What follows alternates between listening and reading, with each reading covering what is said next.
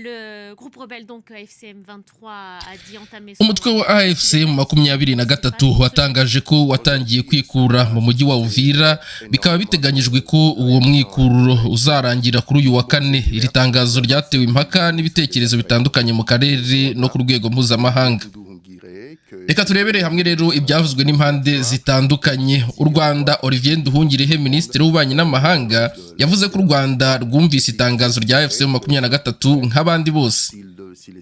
Yagaragaje icyizere ko iyo myikuro yaba ari impamo yafasha rero impande zombi, leta ya RDC na AFC 23 gusubira ku meza y'ibiganiro. Yasabye ko ibiganiro bya Doha byasubukurwa cyane cyane ku masezerano asigaye atandatu y'amasezerano yo kuwa 15 Ugushyingo.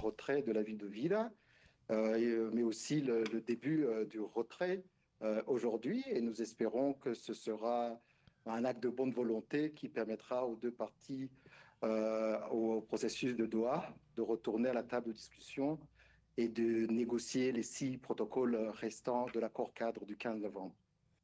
Alors, inutile de vous dire, Nabia, que Patrick Mouyaya, qui est le ministre de la communication de la RDC, qui lui-même était l'invité du Journal de l'Afrique. Patrick Mouyaya, Minisitiri w'itumanaho rero nawe wa RDC, yagaragaje gushidikanya gukomeye ku kiri kw'iyo myikuro. D'abord, il doute de la crédibilité de ce retrait. Uko kuva muri Uvira, Patrick Mouyaya we yakwise kwikura cyangwa se kwiyitirira, yabajije rero ibibazo bikomeye. Yagize ati, ninde ugenzura koko ko abo bantu bavuye muri uyu mujyi? Abarwanyi ba AFC 23 barajya hehe? Bari banganaga iki? Ese ni umujyi wa Uvira gusa cyangwa ni utundi duce bazikuramo? Yibukije ko rero ingabo za RDC zitakiraho, bigatuma rero kugenzura iyo myikuro bigorana cyane. Nkuko rero AFP ibivuga, hari aho byagaragaye ko abapolisi n'intasi za AFC 23 bakiri mu mujyi wa Uvira. Leta Zunze Ubumwe za Amerika zatangaje ko zitarabona ibimenyetso bifatika by'uko kwikura muri Uvira kwabaye koko. Et donc, il soulève cette question-là. Selon nos confrères de l'AFP, qui citent des sources anonymes, ce matin encore, on pouvait voir des policiers de l'AFC M23, mais aussi des agents de renseignement de ce groupe rebelle à divers endroits de la ville.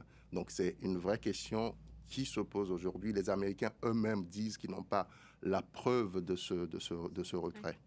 Et puis pour terminer, si vous voulez bien, une dernière réaction, celle des autorités burundaises qui disent qu'il s'agit là d'une manœuvre de la part. Gusoza neza iyi nkuru yanjye, reka tuvuge no ku Burundi. Uburundi bwavuze ko iri tangazo ari amayeri ya politiki. Bwavuze ko AFC 23 n'u Rwanda buvugwaho kubashyigikira, bashaka kugabanya igitutu cy'Abanyamerika. Burundi rero n'ubundi bwashimangiye ko iki gitero cyabaye hashize iminsi mike gusa hasinywa amasezerano y'amahoro hagati ya RDC n'u Rwanda i Washington. Ku Banyamerika bo, iki gitero gishya gifatwa nk'impamvu ikomeye y'intambara, ari nayo mpamvu bagaragaje u Rwanda amagambo akakaye. La dernière offensive de la FC23 est un casus belli, pardon. Et pour eux, évidemment, ils ont eu des mots très durs vis-à-vis des Rwandais, et ce qui, d'après les Burundais, justifie cette annonce de retrait pour faire baisser la pression. Alors, en tout cas, la vérification de ce retrait, vous le dites, est quasi impossible, sauf que lorsqu'ils avaient annoncé leur retrait, justement, les rebelles du M23 AFC avaient aussi dit poser plusieurs conditions. Est-ce qu'elles ont été remplies ou est-ce qu'ils se sont retirés, Stéphane, sans attendre finalement? C'est une bonne question. Alors, plusieurs choses. La première, rappelons bien les conditions. La FC M23 demande plusieurs choses. La première, c'est la démilitarisation de la zone. Ensuite, ibisabwa rero na AFC 23 kugira ngo ive muri Uvira, ibya mbere kwari ukudemonetization cyangwa se kuvanwaho kw'ingabo zihakajyaho ingabo zidafite aho zibangamiye. Icya kabiri rero cyari abaturage bagomba kurindwa. Icya gatatu rero hagombaga gushyirwaho ingabo zidafite aho zibugamiye zo kukurikirana aka gahenge. mu by'ukuri rero ibi rero byose bisabwa ntibyubahirizwa kuko rero igihe cyari gito cyane kandi nta buryo bwari buteganyijwe bwari buhari. Ikibazo rero cy'ingabo zidafite aho zibugamiye. Donc, il y a eu très peu de temps entre les deux annonces. Donc, difficile de penser que ces conditions ont été remplies. Il est même sûr que ces conditions ne sont pas remplies, puisque ces conditions elles-mêmes soulèvent énormément de questions. Par exemple, kuri iki kibazo rero cy'ingabo zidafite aho zibogamiye, ingabo zo mu karere zageragejwe mbere ntizigeze rero zitsinda mu guhangana rero cyangwa se no mu guhagarika iyi mirwano. Hari rero ibiganiro bivuga kongera guha MONUSCO indi nshingano nshya cyangwa se kongera manda kuko rero manda yayo igiye kurangira. Leta Zunze Ubumwe za Amerika zishyigikiye rero iyo nzira ariko ntiharamenyekana niba impande zose cyane cyane u Rwanda zabyemera.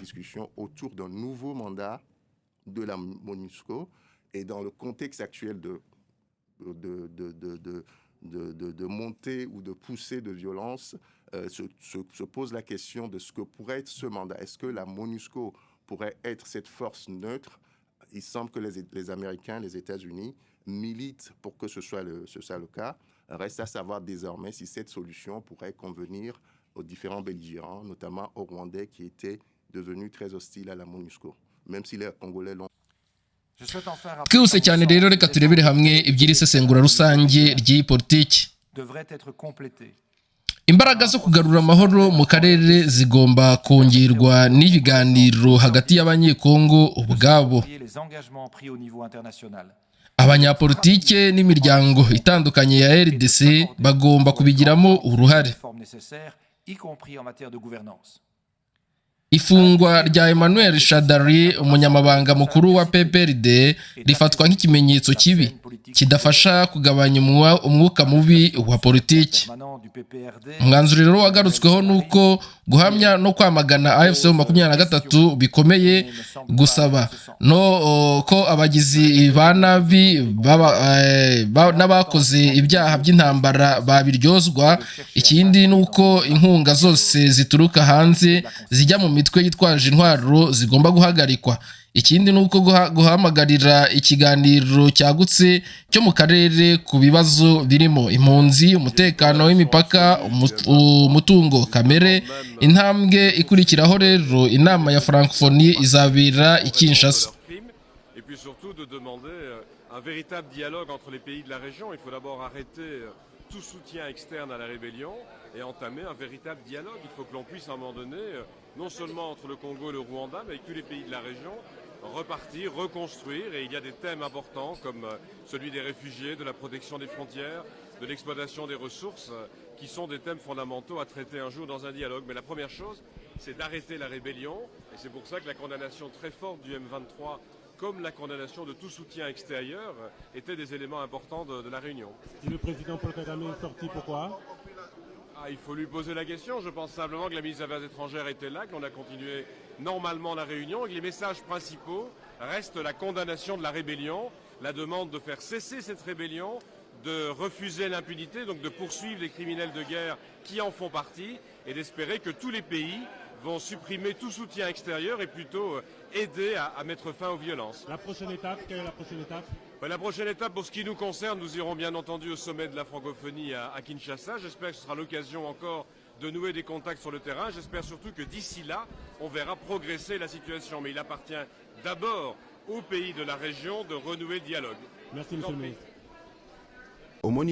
Ni amagambo rero Muyaya nawe yavuze mu rurimi rw'Iringara, ariko ngiye kugenekereza mbasobanurire mu rurimi rw'Ikinyarwanda kubera ko Iringara ryo ndaryumva cyane.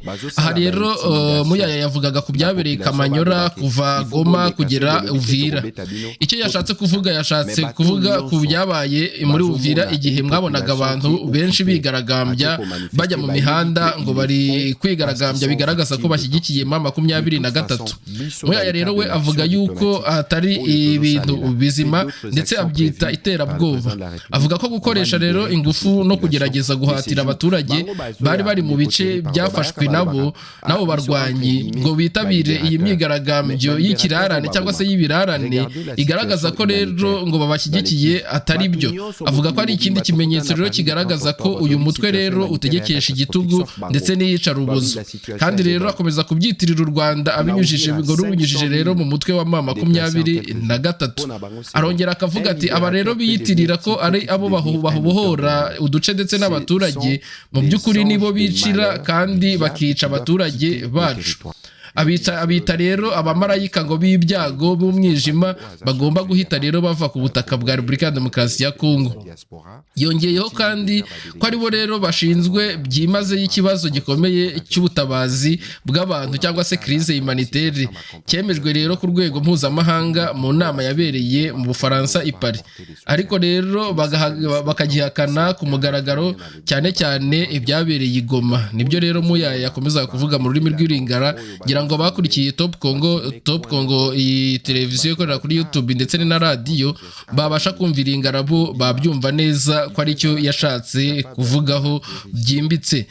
Muyaya kandi n'ubundi yavuze ko iyo mitwe rero ari nayo rero ntandaro yo kwimurwa ku gahato rero no guheranwa rero n'ubuhungiro kw'abanyekongo barenga 500 bari muri Uvira babayeho rero mu buzima bukomeye cyane.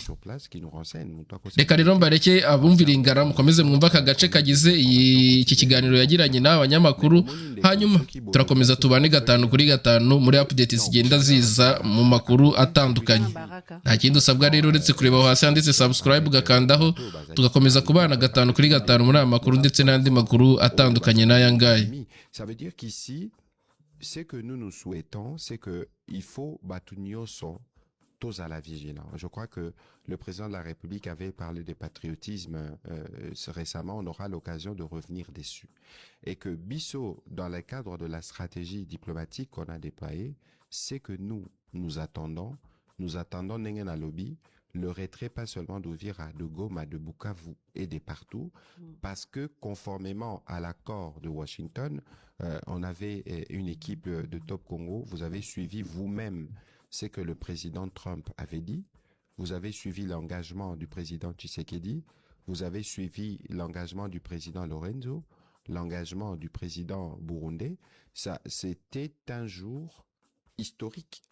Et Moutouako Sabinoté, aujourd'hui, c'est que le Rwanda a posé comme acte. Je crois que c'est un pied de nez qu'ils ont fait à la médiation américaine et je pense que les Américains vont tirer toutes les conséquences. Natembea na franga yako manake ujiwinde usiku bali hauko. Sasa kwa leo hii uko natembea na franga yako na telefoni yako unasinzia kabisa saa vile. Bwana Mungu kwanza babariki. Na shukuru kama vile baba alivyosema mouvement AFC M23 surtout kwanza kwa kitu ya security ambayo keshatesa mji wetu wa Goma. Kila siku ilikuwa ni masasi, kila siku ilikuwa phénomène 40 voleurs, kila siku matracasserie, ma injustice na uporaji wa maparcelle mbalimbali. Mais avec libération FC23 bitu inaendelea kuonekana mzuri. Le maire de Goma, Katembo Ndalieni Julien, a également participé à ces échanges. Il a tenu à remercier la population de Keshero pour son implication dans le retour de la paix et la sécurité dans cette partie de Goma. Le maire de la ville a également rappelé la population l'importance de collaborer avec le service de sécurité afin de barrer la route à toute personne pouvant nuire à la quiétude des populations. Zile shida za insécurité bali wenyewe walikuwa wanaleta insécurité wote hawako, na ndio mnaona amani inarudi mvile ya Goma, na tunashukuru population sababu population ilikubali kuongea na servisi zetu za jeshi na servisi zetu za sécurité na administration kusudi sécurité tufike kwa tunafika leo.